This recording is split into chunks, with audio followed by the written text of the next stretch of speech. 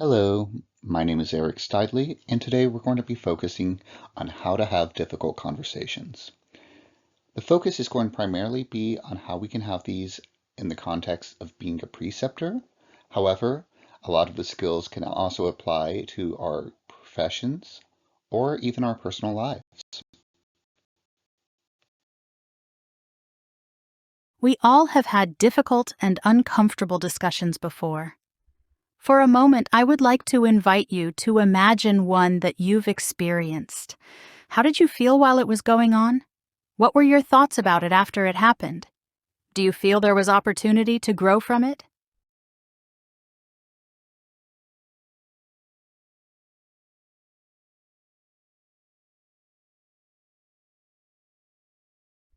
Now that you have had a moment to reflect, let's watch an example of a conversation that doesn't go so well.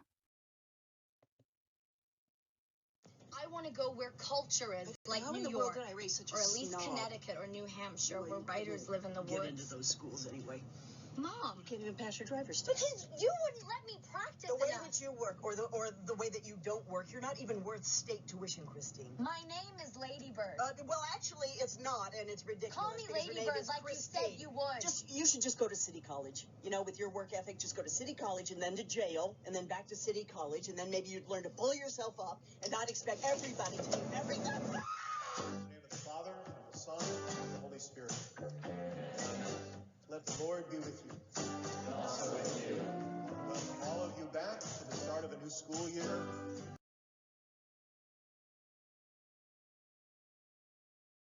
A difficult conversation is any conversation that you anticipate will be challenging or uncomfortable. This can include conversations about performance issues, conflicts with co-workers, or personal issues that may affect work. Maybe you need to give negative feedback to a student or colleague or mediate an argument between two co-workers. Difficult workplace conversations are the ones with high stakes, strong emotions, or deeply held opinions. Just thinking about such conversations can make you sweat. Difficult conversations are also the ones that define our roles as mentors. Part of being a mentor is providing feedback in order to help your mentee, be it a student or colleague, understand areas that they can grow. You won't say exactly the right thing every time. No one does. But with a little courage and a lot of practice, you can turn it around to make it all worthwhile.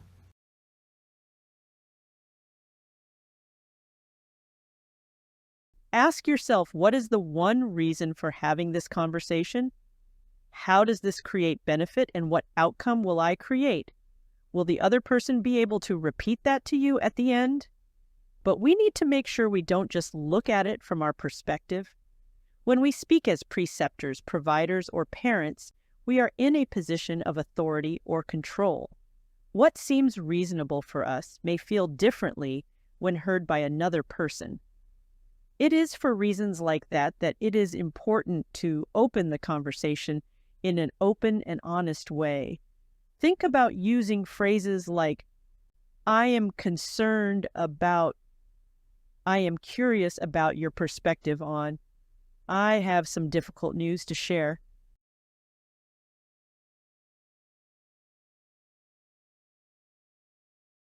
It is really important to take the time to consider the points in the last slide because they are our roadmap to the next steps. We want to reduce the anxiety involved, but that would be difficult to do without knowing what is making us or them anxious. Key reasons for anxiety is not knowing what is going to happen. Using a bluff or bottom line up front is a useful approach. That doesn't mean you say the hardest thing first, but rather you emphasize what the implications are. You may notice a correlation in that as anxiety is decreased, confidence is increased. This can be augmented when you outline how the conversation will unfold. Not only will that let them know what to expect, but it starts to create space for them to determine how they would want to engage.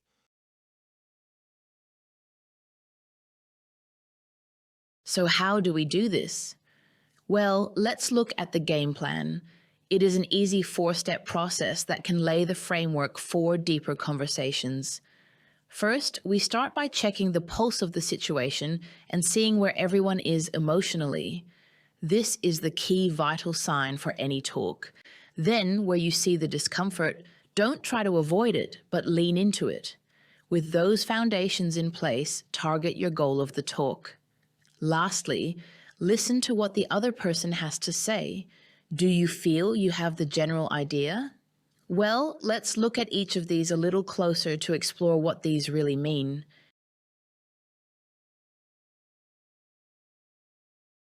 How easy do you find it to read emotions? For some people, this comes naturally.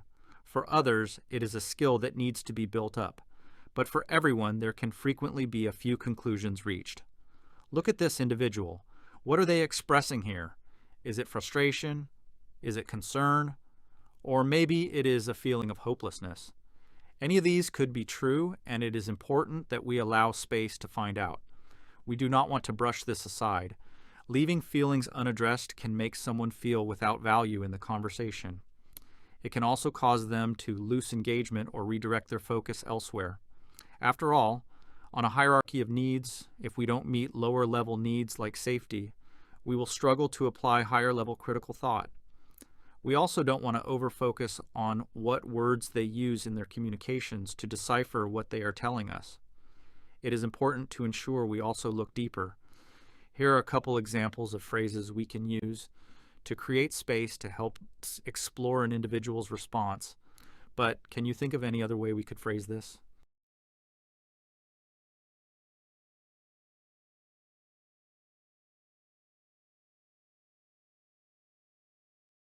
Four phrases to take the fear out of giving tough feedback.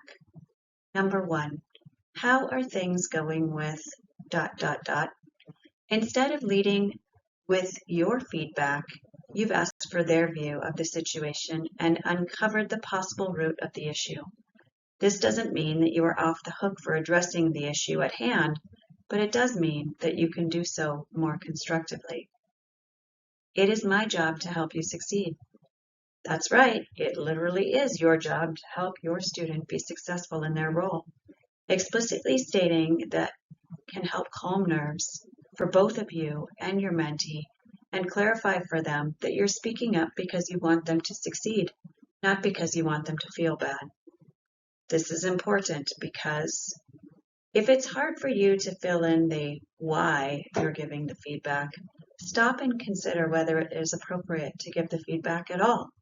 Your feedback should be about something central to the person's role or the team's success. Let's talk through some ideas for moving forward. By focusing the discussion on the ideas for the future, you're signaling that your student is not alone in figuring out how to fix things. You'll be there all along the way as their partner and their mentor to talk through possibilities, give input to them, to help narrow on what to do differently, and celebrate with them when they succeed.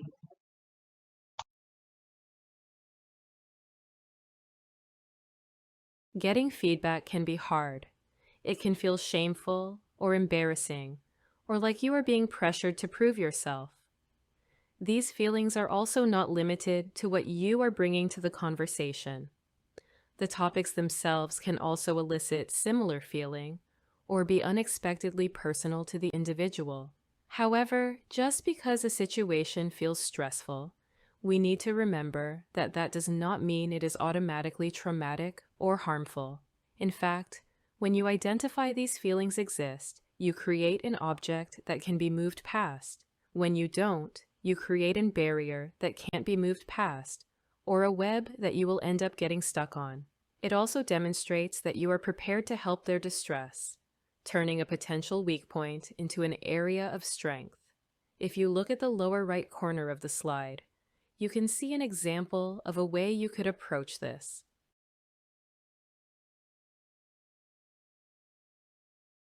With the discomfort out of the way, we now look to target out values. This is not the time to find them. You should have done that before even starting a conversation.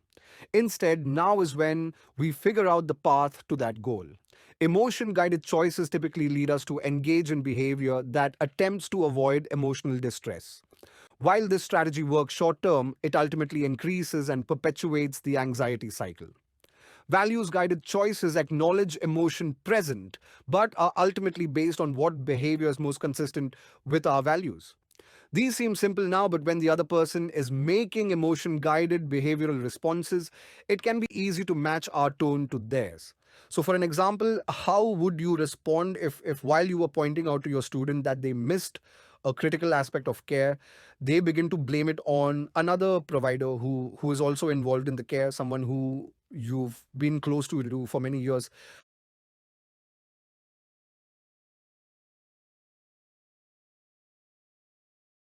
What we often think of when we think of listening is only a small part of the experience. I challenge you to ask yourself, why settle for that when you could have so much more?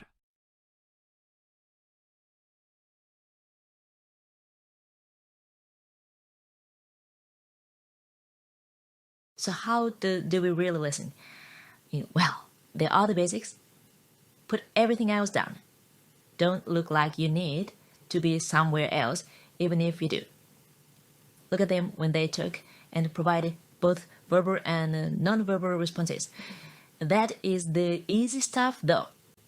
When we explore how to listen on a more supportive level, it partly depends on what that goal is at this point. Are we still looking for a fix? If so, is it to make them feel better or make us feel better? Consider if this the time for advice is, or is it time to help them explore the input we just gave them? If this is about letting them vent, your job is only to validate. That means you can help them hold and manage the intensity of their feelings, but you still let them have them. Again, you are not frightened of their feelings. You can tolerate any difference in opinions and allow for all feeling to coexist.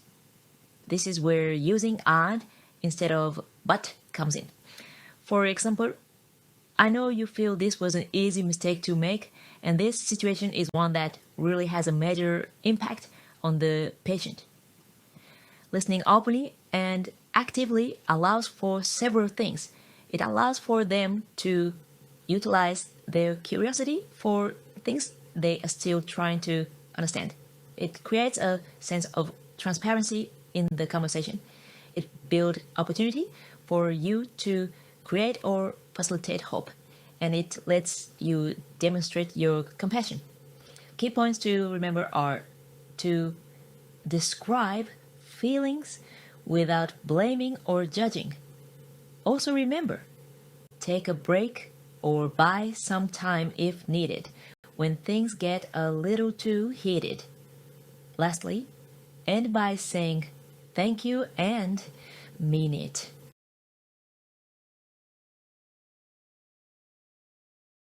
Daniel Martin is a leadership and mindfulness consultant from Franklin Covey who gives a great 2-minute preceptor presentation on 4 tips to difficult conversations. Use the QR code below in the lower left corner to access his video.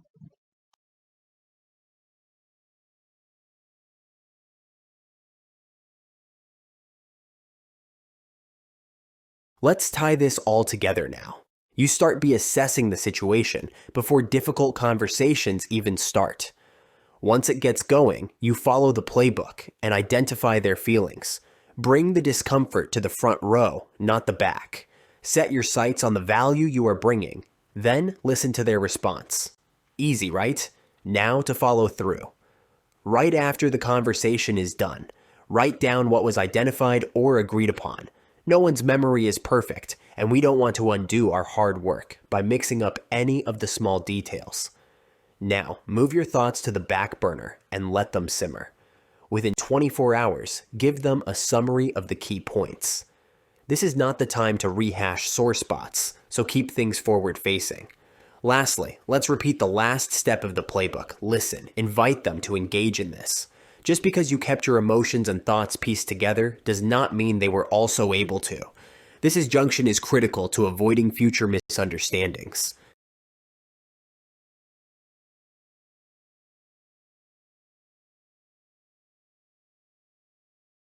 So now we've reached the end of the presentation. We hope you find yourself with a few new tools that you can bring to your practice setting. However, you may just find these to be skills that not only make it easier to start difficult conversations with your students, but that these carry over to your patients and maybe even your personal life. If you have any questions or want to do a little practice, please feel free to reach out to us at the email below.